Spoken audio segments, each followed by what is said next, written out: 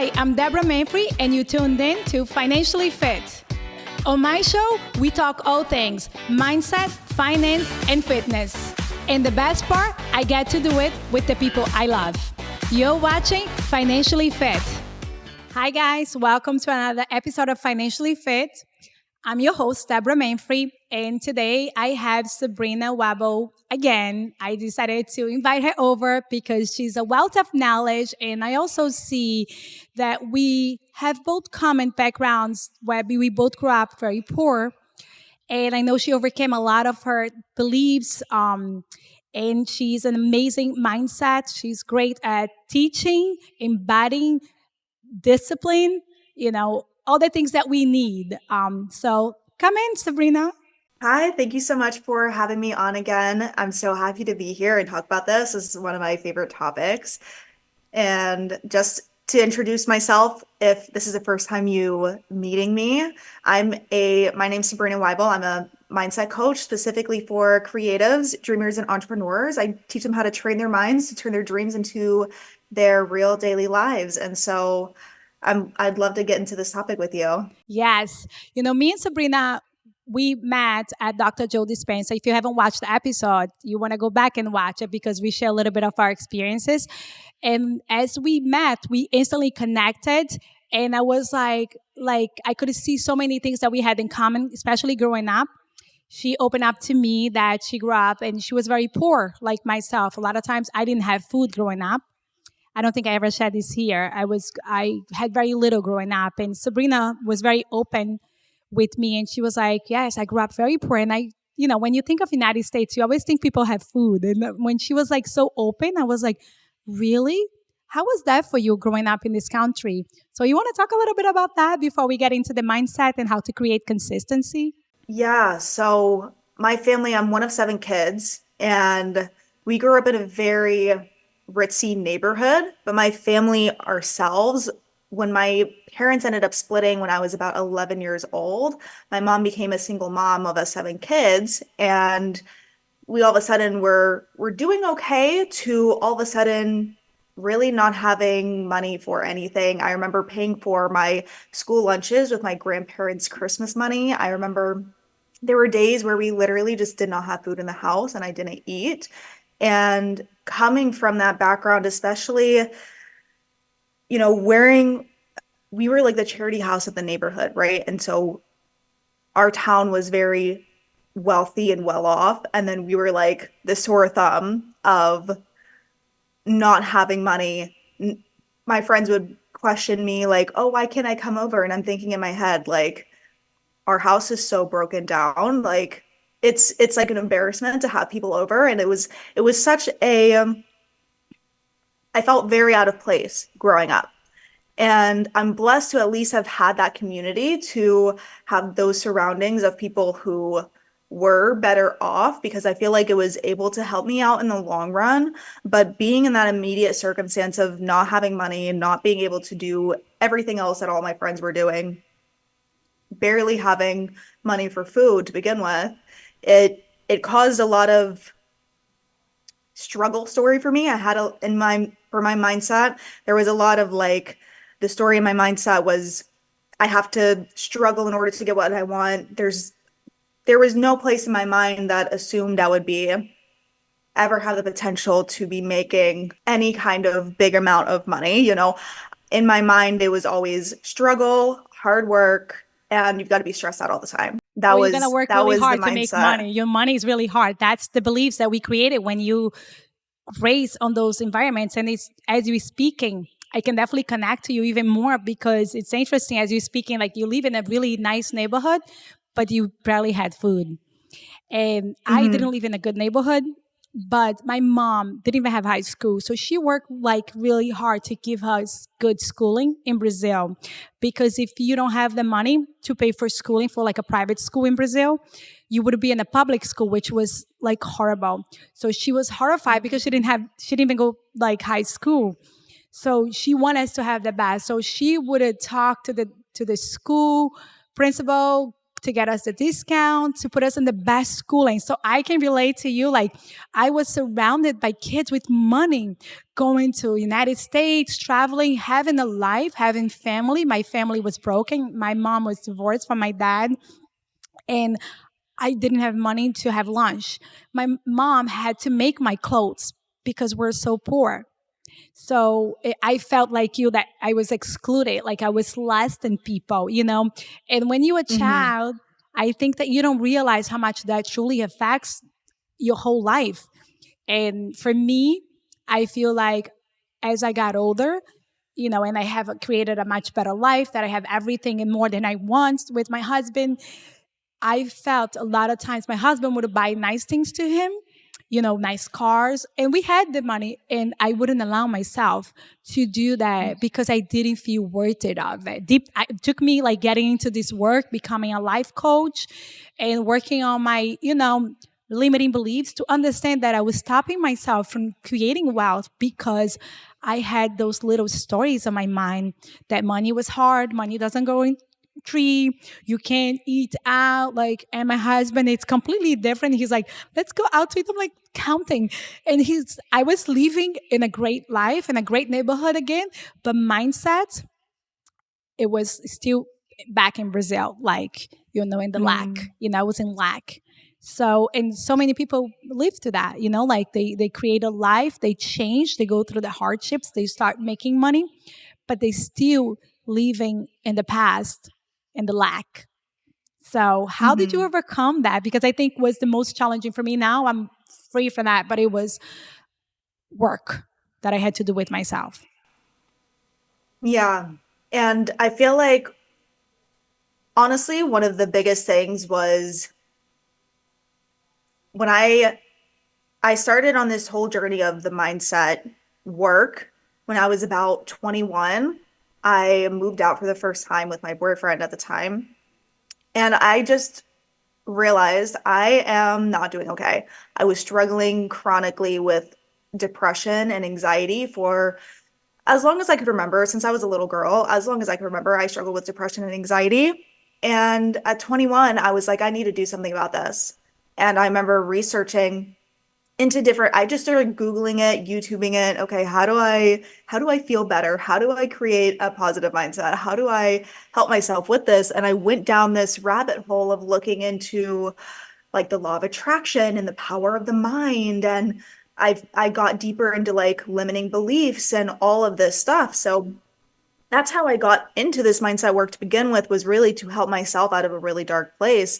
And I actually was on track to go to nursing school, which I know you had the Yeah. similar thing. And I was on track to go to nursing school, and I was like, long story short, I basically decided this is way more powerful than not to say that nursing work isn't powerful at all, but for me personally, I was like, this is so profound. I need to dive deep into this and do this as my like life. I need to dedicate myself to looking more into this because this work is so powerful in being able to heal myself and overcome the things that I have. And since then, I've been able to fully heal myself from my chronic depression and anxiety. I've never felt better in my life. I feel like every year it just gets better and better through doing this work. And it's through that where I started to really take a good look at what my belief systems were, what kind of things were in my mind that I was mirrored to, and introduced to as a kid, that were beliefs that I didn't want to live by anymore. And it's kind of like our beliefs are like a rule book to our life. And it's like whatever we believe is like we think has to be the way. It's like whatever we believe, we we live by, and these beliefs don't have to be set in stone. Like we can change the beliefs of our lives, so we can change the rule book of our lives and decide to live a completely different life full of more fulfillment and happiness and gratitude and freedom by looking at our belief systems and seeing what doesn't match up with the life that we want to live. Yeah, and I love that you say like you couldn't go for nursing. Yes, nursing is a great career, but when you heal yourself from depression, anxiety, you want to help everyone because this is what everybody has. Like so many people deal with anxiety. Like I know so many people. I was one of them. That's exactly why I got into like coaching and like this healing journey, because I got to a point of my life that I was having my amazing career as a real estate, mortgage professional.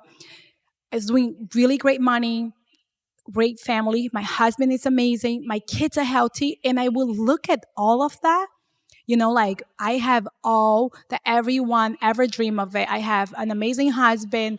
I have amazing kids. They're all healthy. I have a beautiful home. I live in a beautiful neighborhood. I drive the cars of my dream. Like, why I'm so unhappy? Why am I so sad? Why I'm so anxious? Like I had all this, but my heart was like sometimes I couldn't breathe, and I would just wake up without purpose. Like, I had little moments of like happiness, but I wasn't fully happy. Like, and I think people that know Mm-hmm. me, they can see on my face because I completely transformed. I had friends that know me for years. They're like, I don't know that what you did, but I want a bit of it. And I was just like, I just went on my own journey like yourself. And I think that's how, when you get to this like coaching business, it's just I just wanted to help myself because I couldn't. And I'm so grateful that I did, because it's like the better it gets, the better it gets, The better because, it gets. right? So yeah, that's what I feel like. The better 100%. it gets, the better it gets. And I finally like in 2023 really healed my relationship, because I think was one of the last things that I struggled with. I worked on my identity, like on my beliefs, like you did it. I had to look at the stories that I heard as a little girl. I had to look at the traumas that I carry, not only on my mind, but also on my body, and I Mm-hmm. look at the diseases that I was carrying on my body. And I was like, this is not okay. And because one person said that they moved out of that, I was like, I can do it too. And then I kept myself pushing, doing retreats, doing courses, hiring coaching, like the same thing. And it's been a journey of no regrets. Right. And getting ourselves out of those states of that constant angst or that constant feeling of sadness or whatever people might be experiencing with. It's really getting your body to memorize a new set of emotions. And we can tie this into how to become consistent and have discipline too. Yeah. But when we feel a emotion that when we feel something that has a strong emotional charge, our body holds on to it. And then when we think about it again, our body feels it again. And we think about it again, our body feels it again. We're thinking about it again, our body feels it again. And something else happens and makes us feel the same way. And over and over and over again, eventually our body just starts to get used to It's this addicted to it. emotion. And yeah.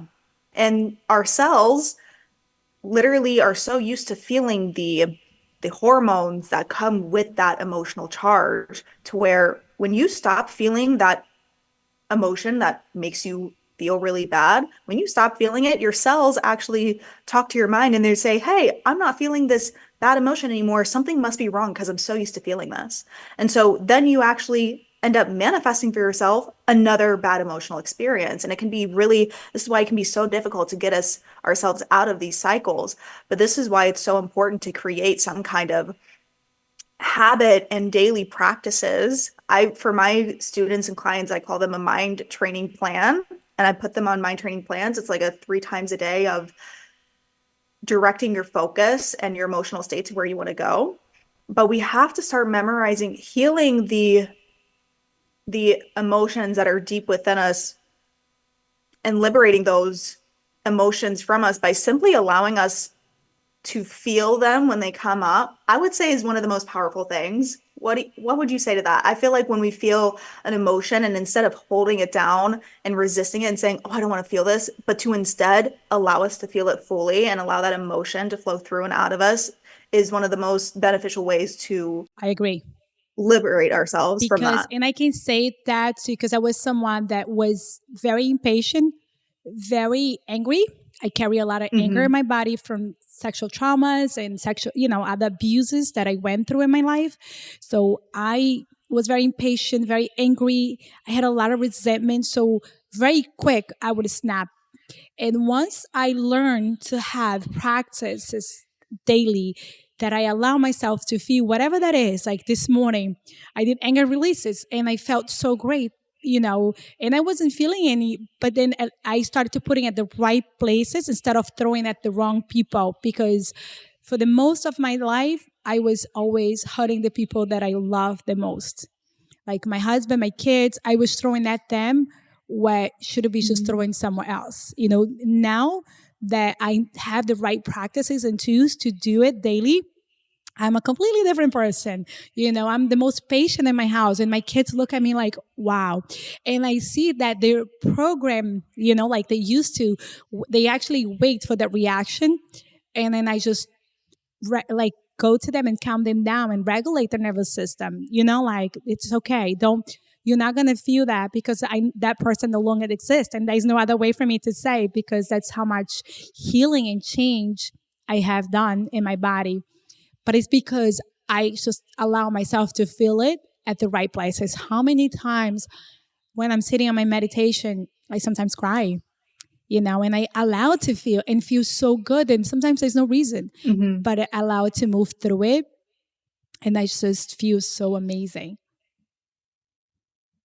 I completely agree with that. And I love that you're saying how your family can even see the difference in you, because it's insane how much this work can impact just how you show up in your day-to-day life and just how you feel on a general basis by letting yourself move through these emotions. Yes. And it's interesting, when I started this work just to help myself, my husband thought I was going nuts, right? What are you doing? But now, then 6 months later, he would start I want to know about this. And my husband meditates today, because he's seen so many profound changes in me. That he's like, my son didn't do good school most of his life. And I never realized how dysregulated his nervous system was. So because our home is so safe, it's so calm, it's so peaceful, it's so loving, he's doing great in school. He had a lot of issues with focus, just sitting, and he's not like that. Just because I am a present mom. I worked on myself so much that I did not only change who I am, but I'm also causing impact on my whole household. And most of my life, I wanted to change them all, right? I want to scream and change them. But when I realized the power is within me, because before I was giving my power away. And I was someone that took care a lot of my physical health. I've been working out for the past 8 years. So I worked out really 5 times a week. I was somebody very disciplined with my physical health. I did eat health, but I didn't take care of my mindset and my mental health. And I think that people don't realize, I see a lot of people that are very addicted to workout, but the mental health is just a mess, right? I completely agree. And I say this too, because I'm the mindset coach for a fitness program as well. And I say this to all of the fitness women in there, is that we need to treat our mind the same as we treat our body. Correct. Like everybody in the program is like, oh, we need to track our food and hit these workouts. And I'm like, yes. And we also need to let ourselves feel our emotions and look at our belief systems and practice directing our focus to what we want to create and stop dwelling in things that aren't working for us. And the mind, focusing on the mind and having some kind of daily practice is truly it's such a foundational piece and pillar that every single person needs to incorporate into their daily life if they want to experience their life to their highest capacity, to their highest potential. So I'm just gonna just jump in right into this question. How do you create consistency and discipline? What would be I the best way? feel one of the biggest things with the mass amount of people who struggle with consistency and discipline is their identity. It's how they view themselves. Absolutely. They think they might have had some experience in the past where maybe they were consistent in school growing up as a kid. And now as an adult, they have this story and this identity, and they view themselves as a person who is not consistent, as a person who's not disciplined, as they don't have belief in themselves. So many people look at themselves, and whether they're fully aware of it or not, look at themselves in like a lower light. I truly, and I talk about this on my YouTube channel all the time, but I truly feel like there is so much power in hyping ourselves up and viewing ourselves in a higher light. Because when we have this identity of, yes, I can do anything that I want and I can be consistent and I can put anything in my mind to, you show up in that energy. You can then, like you said, when you become a better person, you naturally help your kids and your husband and your family and friends and people around you. Like you have no idea the positive ripple effect that comes from stepping up into your power. And I feel like for so many people, it's shifting their identity to view themselves as someone who is not only capable of being consistent and have discipline in what they want, but also having the identity of I am someone who is consistent and I agree. disciplined. And you know what I see too? People, let's just say, keep it to the physical health, right?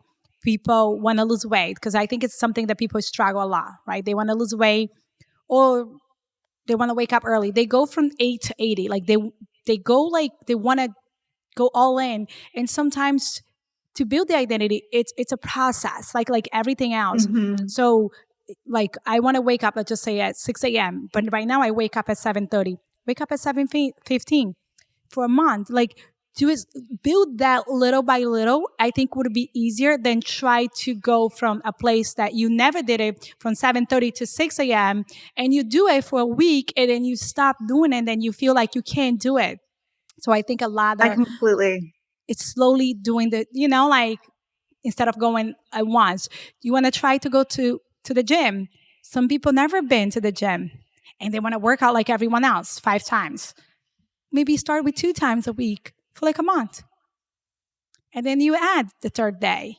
And then before you know, you're doing 5 days. Like it's like adding and do you do words of affirmation? So no, Oh yeah. Hmm. me too. The I am is very powerful. Like saying to yourself, because we build those identities depending on whatever you heard as a young child, saw and felt. And for me, I heard a lot of negative words about my, identity. So I didn't think I was capable of a lot of things. So I do Hmm. say I am this, I'm worth it, I'm a loving daughter of God. I say all the positive things daily and I instill them on my kids because I want them to know that they're capable of changing anything. There's nothing because our mind is so powerful. And I like what you were saying about doing things a little bit at a time because it brings me into the concept of building trust within yourself. A lot of people who are not consistent, who don't have that discipline, we need to like retrain our minds and bodies to learn that we can trust ourselves again. We can, when we say we're going to do something, we can trust ourselves that we're actually going to follow through with it. And I feel like that's where a lot of people may benefit from as well, is seeing where in your life may you be making promises to yourself, telling yourself you're going to do something, telling other people you're going to do something, and you don't follow through with it. All of those times that you don't follow through with it, you're breaking that trust within yourself. And then when you tell yourself you're going to go to the gym, when you tell yourself you're going to eat a healthy meal, how how much do you actually believe yourself when you constantly break your trust with yourself? And I feel like to build this trust within yourself is to, one, be really mindful of the promises you do make to yourself and to other people. Like, don't tell yourself or tell other people that you're going to do something unless you 110% know that you are going to follow through with it.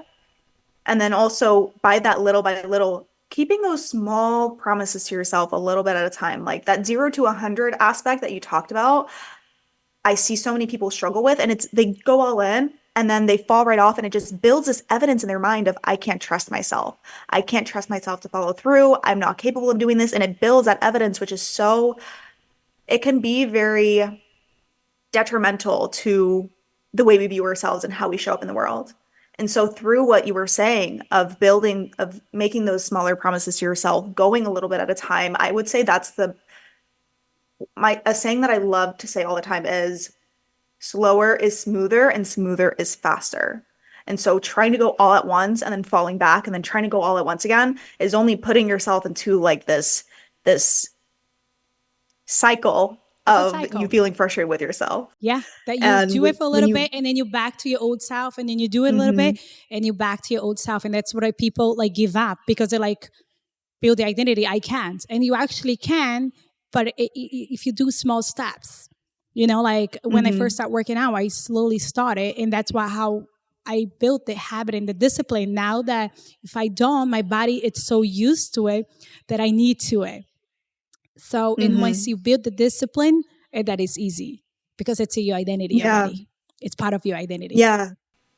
So I would say in building that consistency and discipline back in yourself is to one, do those smaller steps and to make those smaller promises to yourself and don't be hard on yourself if slash when you fall off or miss something because it's going to happen. We're human. Yes. And it's to give yourself that grace, but also program that new belief with what you were saying with the affirmations and like change your self-talk, change the way that you're talking to yourself. Notice what is the inner dialogue going on in my brain right now. When I fall off on something, what is my brain telling me? Is it telling me that I'm trash, that I'm not capable of doing whatever? Like listen to that inner dialogue and change it. Yes. Notice it. Notice when it's negative, notice when it's being hard on yourself. Pause, calm your body down and say, I'm choosing to change my inner dialogue. I'm choosing to change the way that I'm talking about myself and the way that I feel about myself and the way that I see myself. And just like you were saying, you could say affirmations, you could just simply talk yourself through it of like, no, I'm building this consistency with myself. I know I'm capable of this, and really working to shift that. And through putting your attention and your energy and focus on that aspect of yourself of I am capable of this, and I see the point out the evidence of when you have been consistent to build that belief in yourself and do that for the mindset aspect of it, and then keeping those smaller promises to yourself for the body aspect of it to begin to get yourself into that habit and that way of being. Those two things are really going to help walk you into that new way of being where you are just a consistent and disciplined person. Yes, and I love that you say to love and be compassionate with yourself because so many times we are with other people, but when it comes to us, we're too hard. I love that because I think I was very hard on me the most of my Hmm. life. And the more I accept and love myself and work on changing the parts of me that I no longer want to be, that's when I truly make changes. So I again, love so that. nice to have you here. Thank you so much, Sabrina, for all your wisdom, all this knowledge. If people need to know where to find you, can you please let them all find you? Yes, thank you so much for having me on. If you want to get a little bit deeper into my teachings, my world, you can find me. I'm primarily on YouTube. You can find me at Better You by Sabrina or on Instagram, also Better You by Sabrina. If you want to practice some of the work that I do have a free 5-day mind training boot camp, and we can leave the link for those below as Yes. well. Thank you. Thank you so much.